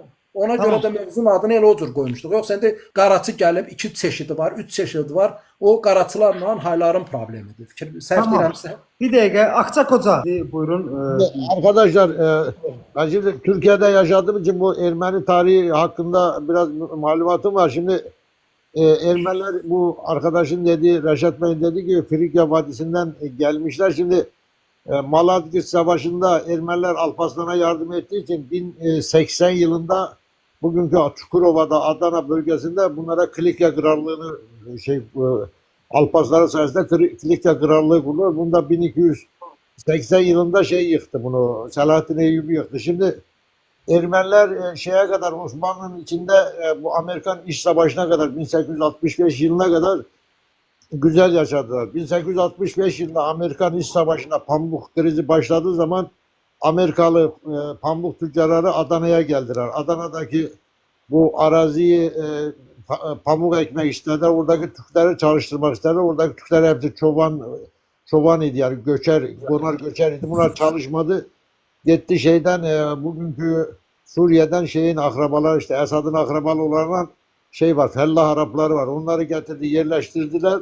Burada ekmeye başladılar. Pamuk yetiştirmeye başladılar ama buradaki arazinin komplesi Ermenilere aitiydi. Yani Çukurova olduğu gibi Ermeniydi. Bu sefer Ermeniler de, Amerikalı misyonerler Ermenilere 300 tane açtılar. Misyoner okulu açtılar. Yani 6 yaştaki Ermeni çocuğu anasından doğup 6 yaşına geldikten sonra şimdiki üniversite yaşına kadar Ermeni okulunu okuyordu. Yani ne Türk talebeyden, Müslümanlardan okumuyordu. Ondan sonra burada bir Ermeni milliyetçiliği buradan başladı. Yani şimdi Van Gölü'nün kıyısında Ermeni uşakları kumun üstüne, yani önceden tebeşir, kağıt yoktu. Yani kumun üstüne Ermeni haritası mesela çizerlermiş. Yani Ermeni milliyetçiliğinin başlaması bu Amerikan misyonerlerinin açtığı 300 tane okuldan dolayı oldu. Bu sefer Osmanlı sahip çıkmayınca bunlar Rusya'nın kucağına şey diye düştüler. Yani böyle çok yetişmiş güzel. Yani Rusya bunlardan faydalandı. Bir de Reşat Bey dedi ki Rusya'nın oluşması şeyden oluştu. İşte Timur'un Altınorda devleti yıkmadan önce şimdi burada bir yanlış var. Şöyle sana söyleyeyim. Şimdi Malazgirt Savaşı 1070 yılında olduğu söylenir ama bundan önce 1048 yılında İbrahim Yanlı isimli bir Selçuklu subayı Paşinler Ovası'nda 75 bin tane Gürcü askerini kırdı. Yani bir tane sağlam bırakmadı. Şimdi 1048 yılında Bizans'ın nüfusu 12 milyon. Paşinler Savaşı'ndan sonra Bizans'ın nüfusu şeye düştü. 9 milyona düştü. Ondan sonra 1070 yılında şeyin nüfusu o 9 milyondu. Bizans'ın yani Doğu Rumların nüfusu 9 milyondu. Malazgirt Savaşı'ndan sonra 6 milyona düştü. Bu 6 milyon nereye gitti? Bunlar Rusya'ya gitti. En sonunda Fatih Sultan Mehmet İstanbul'u aldığı zaman bu Bizans'ın beyin gücü yani devlet aklı Rusya'ya gitti. Rusya'ya gittikten sonra oradaki yani bugün şimdi devlet zekası yani devlet hafızası bugün İngiltere'nin, Fransa'nın, İtalya'nın devlet hafızası Batı Roma'nın devlet hafızasıdır. Rusya'nın devlet hafızası Abi da lütfen toparlayak. Ben de sizin üstünüze sözü diyeyim, ben gedəsiyəm. benim diyeceğim bu kadar. Yani Rusya bugün Osmanlı'nın Anadolu'dan boşalttığı yani Rumlardan oluşan bir devlet. Yani Ruslar zaten yani ormanlarda yaşayan, şeylerde yaşayan yani vahşi insanlar, onlarda devlet kurmaklı, devlet zekası, devlet hafızası yoktu. Yani Rusya bugünkü Roma'nın devamıdır yani oraya yerleşen milletlerin çoğu da Türkiye'den giden Rumlardı, şeylerdi. Teşekkür ederim. Yanlışım varsa düzeltebilirsiniz. Tamam. Gözəl qatqı oldu abi, amma üstünə deyim, bax Klikya dedən o dövləti ki var, Məlik Şaha kömək elədi. Həmin o Klikyaya gələn ermənilər demək, ermənilər onu Sünük krallığı, məlikliyi kimi adlandırır. Onun adı özlərini adlandırıb onlar Ben qafan. şunu anlayamıyorum. Biz bu kadar Ermenileri niye danışırık? Abi Hepsi onlar sözümü köpektir. tamamlayayım. Bitti benim için Ermeni en iyi Ermeni ölü Benim Ermenidir ondakı ya. vaxtım var. Xahiş edirəm, qoy sözümü tamamlayayım. Ondan sonra niyə danışılır müzakirə eləyərsiniz. Ya Ay, düşmanımızı belə tanımayalım mı? Kaynaka düşmanımızı tanıyalım abi. Yox, bu nə demək? 1 saatda, 2 saatda mən burada da şey danışıram, niyə danışırıq? Qulaq asma. Qafan Alban məlikliyi olub. Bunu erməni mənbələri belə qəbul edir. Hüseyn yəqin ki bilirsiniz. Fəridə Məmmədov var, türk düşməni olan tarixçi. O belə kitablarında qeyd edir ki, həmin o Sünük məlikliyidir. Lakin bu gün biz onu bilirik ki, onun adı Sünük deyil. Demək Alban Qafan məlikliyidir və onlar türk erməniləridir. Onlar demək köçür Kilikiya və doğrudan da onlar bəli nə dedik? Demək Məlik Şaha kömək edir. Niyə? Çünki orada yaşayan ermənilər, haylar monofizit idi. Və bayaq dedim ona görə bilməliyik. Bizans nədir? Bizans diofizit inancı inanırdı. Ona görə Bizans həmin hayları, Suriyalıları, Həbəş kilsələrini gözü çıxdıma saldığından Məlik Şah gələndə Məlik Şah onlara kömək elədi ki, yəni Məlik Şah onlara burada öz müstəqilliklərini tanısın. Lakin yenə deyirəm, həmin Klikya erməni dövləti deyiləndə bu hay dövləti deyil, türk dövlətidir. Və onun yazdığı məktublar bu gün artıq qeyd etdim. Fransada, Roma papalığında var və bunlar hamısı Həbəş əlifbası ilə türkcə yazılır. Bu isə aydındırmı? Yəni onun içində hansı nə qədər nisbətdə hay olub və axır məsələsi deyil. Ya bax problem bundadır. Demək Əmir Teymur ilə Toxtamışın savaşı, yəni tarix bilirsiniz necədir bəy? Yəni fikir verin, eyni mövzunu fərqli rakurslardan danışmaq olar. Mən sadəcə olaraq mövzu deyildi, ümumi sualın içində qayıdıb dedim. Amma Əmir Teymur Toxtamışı məğlub etdikdən sonra Qızıl Orda dövləti süquta uğradı, xanlıqlar yarandı. Xanlıqlar yarandıqdan sonra o xanlıqların yerində yeni bir vahid türk dövləti yarana bilmədi. Və fərqi yoxdur indi Bizansdan yuxarı Rusiya nə qədər Romalı gedib getməyib. Yəni bu fərqli məsələdir.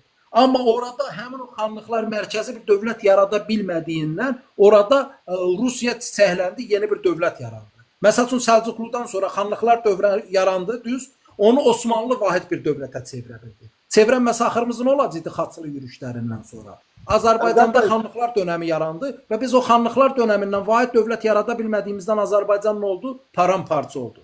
Səlcuqlu dövlətinə tam-tamına biz Oğuz türkü deyə bilərik yoxsa yox? Bəli, Oğuz türküdür. Bəli. Oğuz türküdür.